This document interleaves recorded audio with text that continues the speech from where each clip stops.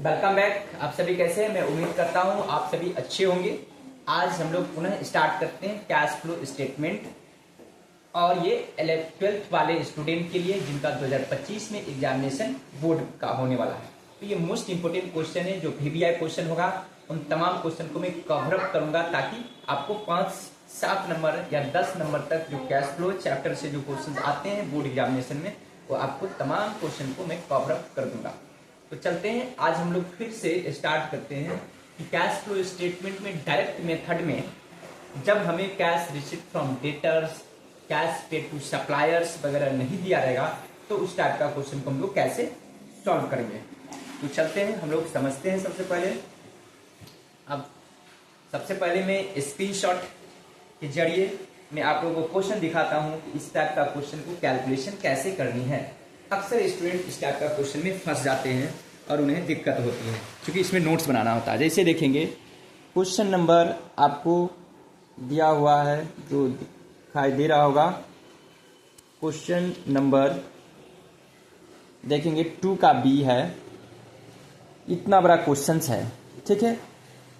इस क्वेश्चन को हम लोग कैसे सॉल्व करेंगे, तो सबसे पहले आप लोग स्क्रीनशॉट लेंगे, उसके बाद हम क्वेश्चन पे चलते हैं। और जो क्वेश्चन बड़ा है तो हमें डरना नहीं है कि ये इतनी बड़े क्वेश्चन है हम लोग।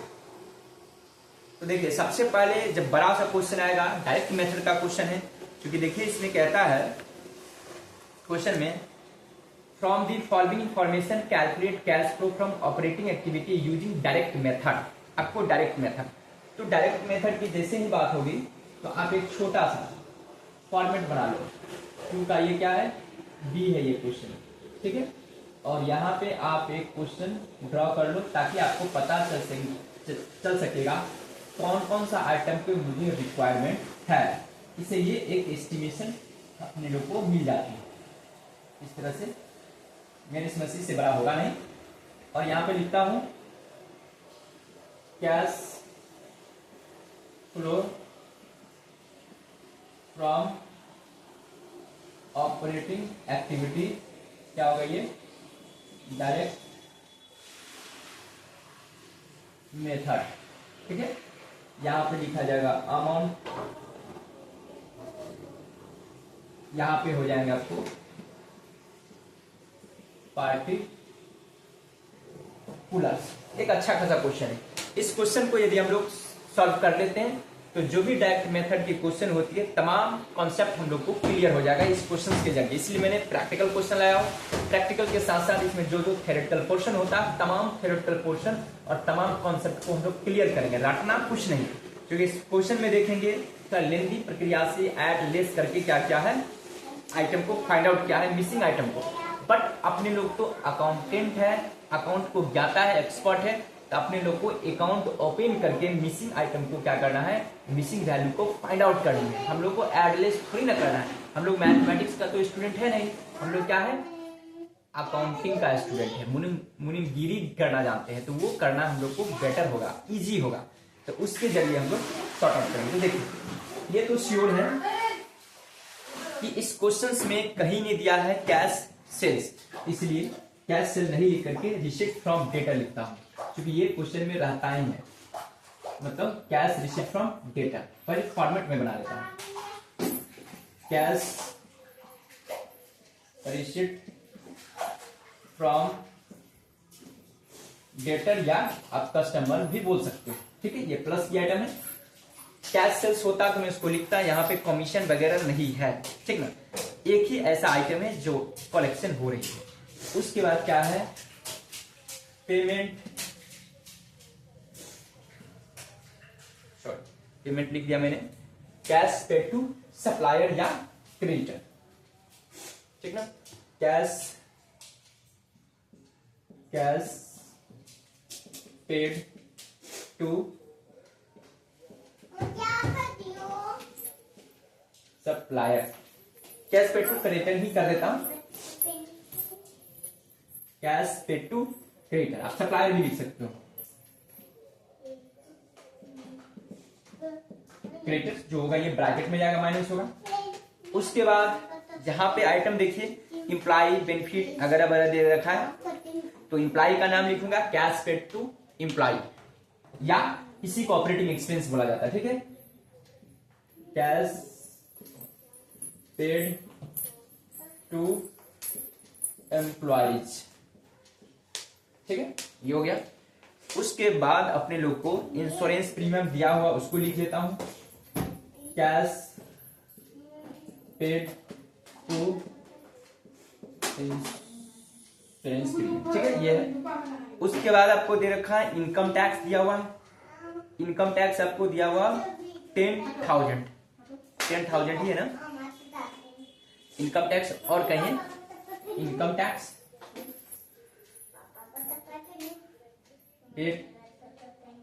टैक्स उल्टा हो गया, टैक्स पेड होता है, टैक्स ठीक है, क्योंकि टैक्स का जिक्र किया था। अब मेरी समझ से कोई ऐसा आइटम है नहीं इस क्वेश्चन में, यदि कुछ आता है तो मैं उसको बारे में सोचूंगा, ठीक है। अब देखिए कैश रिसिप्ट फ्रॉम डेटर, क्या इस क्वेश्चन में है कहीं गिवन? नहीं है, तो हमें कहां से निकालना पड़ेगा? तो कैश रिसिप्ट फ्रॉम डेटर जो है, इसके लिए हमें डेटर अकाउंट बनाने की आवश्यकता होगा। तो देखिए डेटर अकाउंट बनाएंगे तो ये भी देखेंगे क्या बिल्स रिसीवेबल भी है, तो देखेंगे आपको बिल्स रिसीवेबल और डेटर दोनों दिया, ओपनिंग और क्लोजिंग जो एडिशनल इंफॉर्मेशन है, तो हम लोग क्या करेंगे डेटर अकाउंट में ही बिल्स रिसीवेबल को शो कर देंगे। तो देखिए यहाँ पे वर्किंग नोट में चलते हैं, वर्किंग नोट नंबर 1 में, ठीक है। यहाँ पे हम लोग छोटा सा एक हम लोग डेटर अकाउंट बनाते हैं, ठीक है, डेटर अकाउंट, और इसको नोट्स भी क्योंकि आपको बनाने की आवश्यकता पड़ सकता है एग्जाम में, और ईच एंड एवरी क्वेश्चन में ये कॉन्सेप्ट अप्लाई करती है, ठीक है। डेटर अकाउंट बना रहा हूं मैं। अब देखेंगे डेटर क्या है, एसेट से, इसलिए इसका डेबिट बैलेंस होगा, तो मैं लिखूंगा टू बैलेंस बीडी, किसका? डेटर ओपनिंग का और बिल्स रिसीवेबल दोनों को मैं मर्ज कर दूंगा। तो देखिए डेटर आपको अमाउंट है 25,000 और बिल्स रिसीवेबल 8,000, तो कितना हो गया? 25 8 33, यानी कि मैं शो कर दे रहा हूं 25,000 प्लस 8,000, यानी कि 33,000। इसका मतलब ये होगा by balance CD, by balance CD कितना होगा? क्लोजिंग होगा। तो देखेंगे डेटर का क्लोजिंग बैलेंस 30 और बिल्स रिसीवेबल के 6,000, 36,000 होगा, ठीक। मैं इसको ऐड कर करके यहाँ पे लिख रहा हूँ डेटर और बिल्स रिसीवेबल दोनों को, ठीक है। अब देखेंगे कहता है रेवेन्यू फ्रॉम ऑपरेशन, यानी कि सेल्स दे रखा है, तो हमें पता नहीं है ये क्रेडिट सेल्स है या कैश सेल्स, तो हमेशा याद रखें जब इंफॉर्मेशन में कुछ नहीं है तो हम लोग उसको क्रेडिट सेल्स मान लेते हैं। तो सेल्स होगा तो क्या होगा? मेरा डेटर बढ़ेगा, क्योंकि डेटर जब एसेट्स है, एसेट्स बढ़ती है तो क्रेडिट करते हैं। यहाँ पे मैं लिखूंगा टू सेल्स अकाउंट, कितना है सेल्स अकाउंट वो देखेंगे।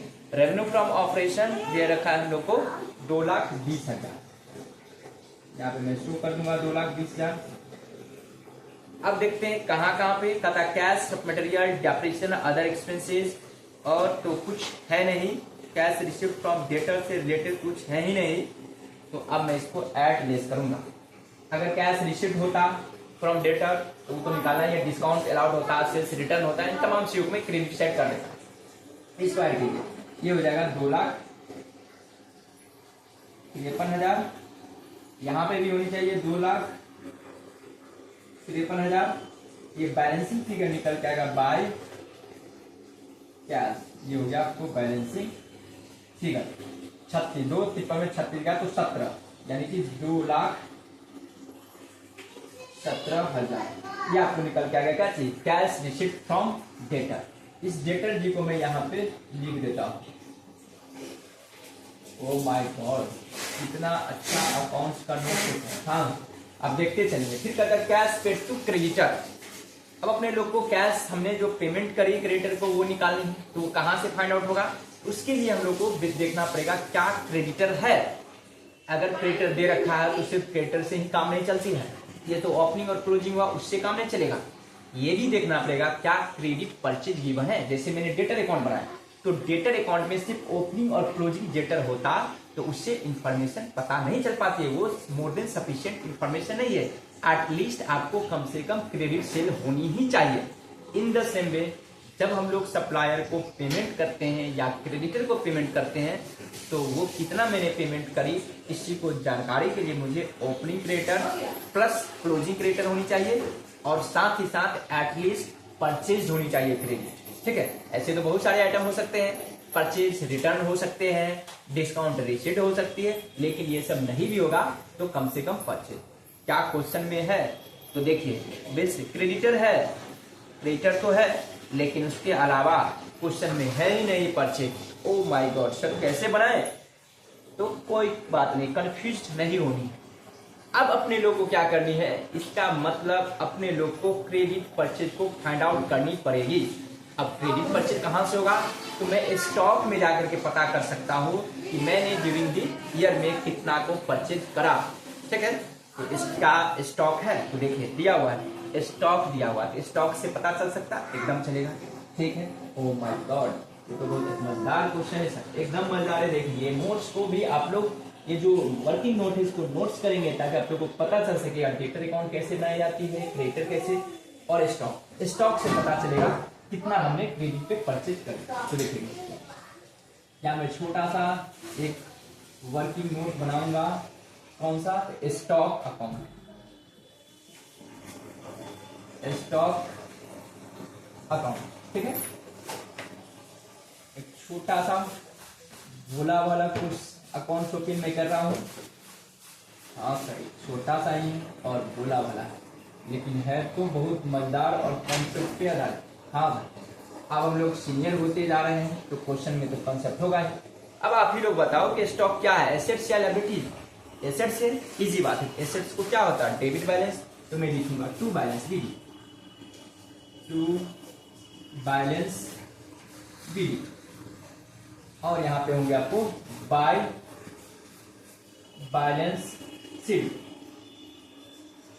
ठीक है,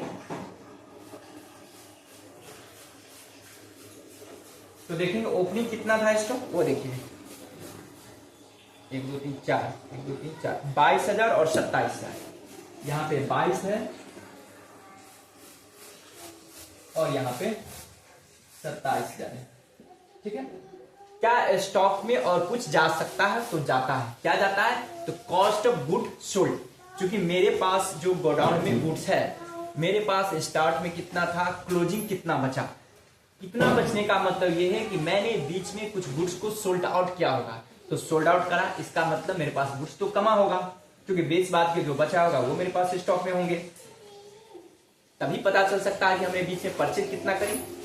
तो देखेंगे यहाँ पे क्या जाएगा, कॉस्ट ऑफ गुड्स सोल्ड। आप खुद सोचिए, कॉस्ट ऑफ गुड्स सोल्ड जैसे मतलब गुड्स सोल्ड होगा तो क्या होगा, स्टॉक घटेगा, एकदम घटेगा, इसलिए क्रेडिट करूंगा। क्योंकि जब एसेट्स घटती है तो क्रेडिट, यहाँ पे लिखूंगा by cost of goods sold, COGS, cost of goods sold, जो गुड्स को हमने बेचा उसका कॉस्ट प्राइस। क्योंकि स्टॉक अकाउंट बना रहा है, स्टॉक में जो मैंने परचेज करके लाया होगा वो अमाउंट होगा, सेल तो मैं थोड़ा बढ़ा के बेचता हूँ, तभी तो प्रॉफिट मार्जिन होगी। हाँ सर, देखिए क्या है, तो देखिए दिया हुआ है आपको statement of profit and loss account में देखिए एक्सपेंस, और दूसरा एक्सपेंस के हेडिंग में ए में देखिए कॉस्ट ऑफ मटेरियल कंज्यूम, यही है 1,20,000। ये हो गया आपको 1,20,000। अब कोई एक्स्ट्रा इंफॉर्मेशन है, ये हो जाएगा 1,47,000, 1,47,000। अब देखेंगे मेरे पास मैंने इतना सामान बेचा, इतना बचा हुआ है और मेरे पास इतना था, इसका मतलब इन सभी को जोड़ करके और पहले वाला मैं घटा दूं तो परचेज निकलेगा। हाँ सर, और ऐसे भी देखिए जब परचेज हुआ होगा मेरा एसेट बड़ा होगा, परचेज अकाउंट। ठीक है, यह भी आपको बैलेंसिंग फिगर। ठीक है, 1,47 में से 22 चला जाएगा, कितना बचेगा, 1,25,000।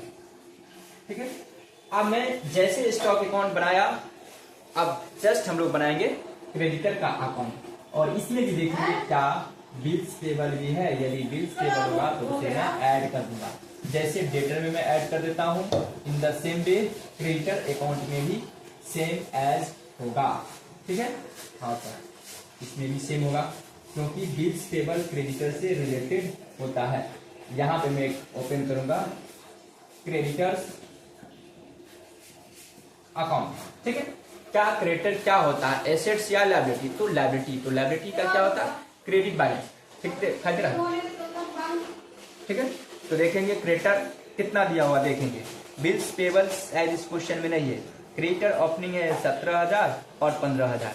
ठीक है, 17 और 15, तो ये क्रेडिट बैलेंस होता है बाय बैलेंस वीड। ठीक है, ये होगा आपको 17,000 और टू बैलेंस सीडी जो क्लोजिंग होगा, टू बैलेंस सीडी 15,000,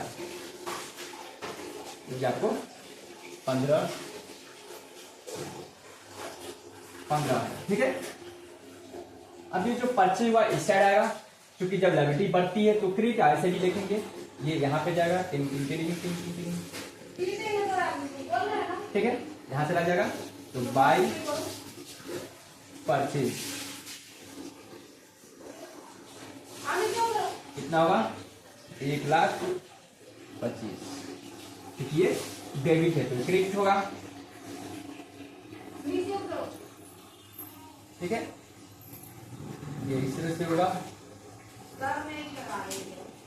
यहां से लगा। बिल्स पेबल तो है नहीं, अब तो कुछ है नहीं, इसी से पता चल जाएगा। इसको कैलकुलेट कीजिए, 1,25,000 और 17, 1,42,000।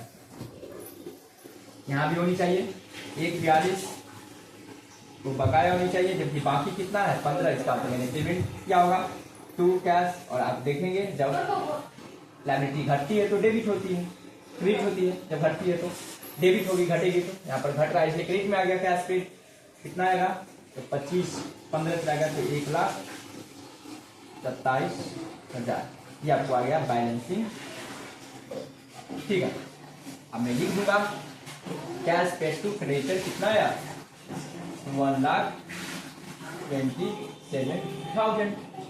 अब क्या निकलना है, कैश पेड टू एम्प्लॉय, क्या आइटम दिया और देखिए प्रॉफिट एंड लॉस अकाउंट में दिया एम्प्लॉय बेनिफिट एक्सपेंस आपको 30,000, और नीचे देखेंगे सैलरी आउटस्टैंडिंग है 2,000। इसका भी अकाउंट ओपन करना पड़ेगा, क्योंकि आउटस्टैंडिंग एक्सपेंस क्या होता है, लायबिलिटीज होती है, लायबिलिटी को मैं अकाउंट ओपन कर रहा हूँ। ठीक है, तो छोटा सा इसका भी परफॉर्मा में बनाऊंगा। ठीक है, यहाँ पर लिखता हूँ आउटस्टैंडिंग सैलरी अकाउंट, ये आउटस्टैंडिंग क्या लायबिलिटी है, तो क्या होगा बाय बैलेंस बीडी होगा ओपनिंग, ये कितना है 2,000 है, मैं 2,000 लिख दिया। ठीक है, तो टू बैलेंस सीडी कितना है 3,000 है, मैंने लिख दिया 3,000। देखेंगे सैलरी आउटस्टैंडिंग है आपको 2,000 3,000। अब देखेंगे सैलरी है पीएल अकाउंट में गया, ठीक है, प्रॉफिट एंड लॉस अकाउंट में गया सैलरी, इसका मतलब बाई साइड में गया होगा बाय पीएल अकाउंट, जो भी प्रॉफिट एंड लॉस अकाउंट में है। तो कितना एम्प्लॉय बेनिफिट 30,000, मैं इसको लिखूंगा 30,000। यहाँ भी हो गया आपको 32,000 हो गया। ठीक है, यहाँ भी होनी चाहिए 32,000। ठीक है, यहाँ बैलेंसिंग गिराएगा तो टू कैश कहलाएगा बैलेंसिंग। ठीक है, 3,000 कितना हुआ, ये 29,000, ये बैलेंसिंग फिगर निकल गया 29,000। ठीक है, 29 नहीं लिखूंगा, पेड है तो ये ब्रैकेट में था। ठीक है, ये भी आ गया 29,000 ब्रैकेट में। ठीक है, अब होगा कैश पेड टू इंश्योरेंस, यानी कि इंश्योरेंस प्रीमियम। इसको सीधे इंश्योरेंस प्रीमियम लिखिए, क्योंकि वो सेंटेंस गलत लगता है। इंश्योरेंस प्रीमियम, तो देखेंगे यहां पर दिया हुआ है, कहता है कितना था इंश्योरेंस प्रीमियम आपको 8,000 पीएल अकाउंट में गया, लेकिन यहाँ आउटस्टैंडिंग दिया प्रीपेड इंश्योरेंस आपको दिया कितना, आपको दिया है 5,000। तो हमेशा याद रखेंगे ये भी एक एसेट है। मैं इंश्योरेंस प्रीमियम अकाउंट बनाता हूँ, तो देखिए यहाँ पे मैं बनाता हूँ इंश्योरेंस प्रीमियम अकाउंट। ठीक ना, ये प्रीपेड का अकाउंट बन रहा है, इसका मतलब ये क्या होगा, एसेट्स है, प्रीपेड इंश्योरेंस, ठीक ना। तो टू बैलेंस बीडी होगा, टू बैलेंस बीडी कितना है वो देखेंगे। आपको अदर इंफॉर्मेशन है, प्रीपेड इंश्योरेंस 5000 और वो 55,000 है। तो यहाँ मैं लिखूंगा 5000 और बाय बैलेंस सीडी लिखूंगा 5500, ठीक है। उसके बाद पीएल अकाउंट में गया, ठीक ना। तो पीएल अकाउंट में गया, कितना था पीएल अकाउंट में इंश्योरेंस प्रीमियम कितना गया था वो देख लीजिए। अदर इंश्योरेंस प्रीमियम 8000 दिया हुआ है, ठीक ना। तो बाय पीएल होगा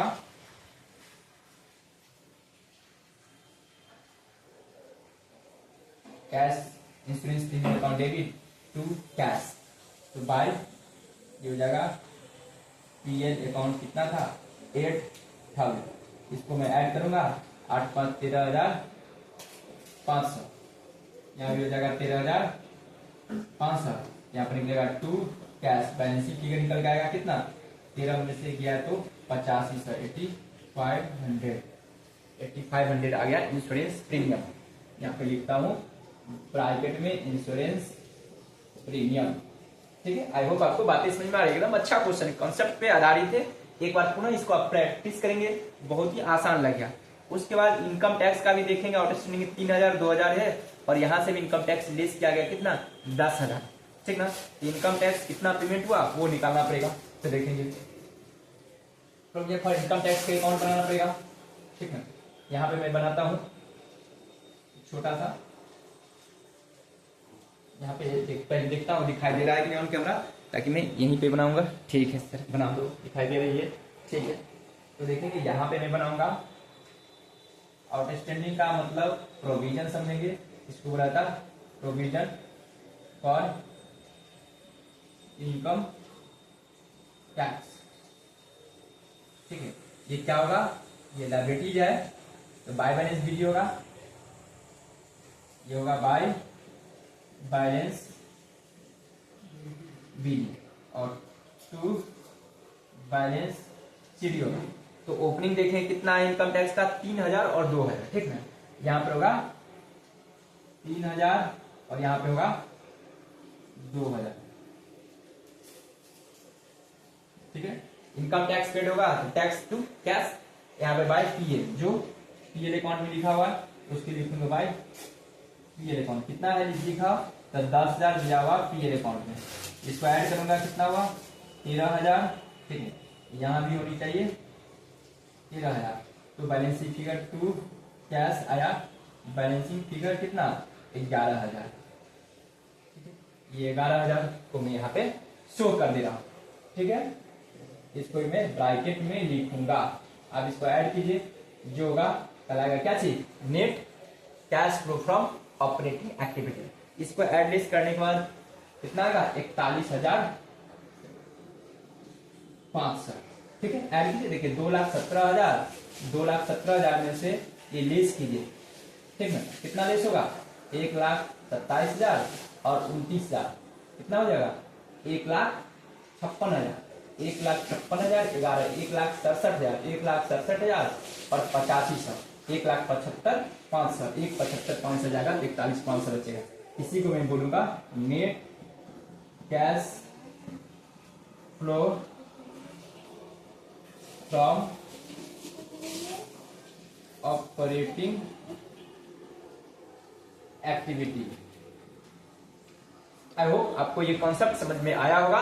अब हम लोग नेक्स्ट क्लास का इंतजार करते हैं और आप लोग मेरे चैनल से बने रहेंगे। जो भी न्यू स्टूडेंट है वो सब्सक्राइब करेंगे, ताकि बोर्ड मॉडल से रिलेटेड जितने भी क्वेश्चन होगा मैं डे टू डे लेकर के आप लोगों तक पहुंचूंगा। Okay, bye bye, have a nice day to everyone.